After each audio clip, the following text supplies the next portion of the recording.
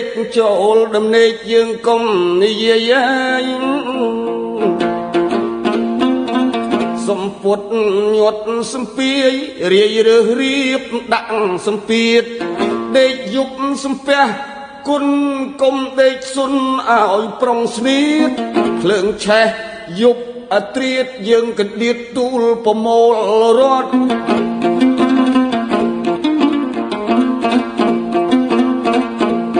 ខ្លួនរះក្រមមាសប្រាក់ភើចកន្ត្រាក់បានអាវសម្ពត់ទុំរំនឹងភ្លើងរលត់យើងស្លៀកគង់ផ្គត់សោះខ្មាស់គេ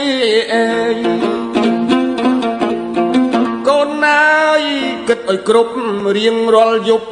កុំទំនេរជាងដេកស្ងៀមទៅទេ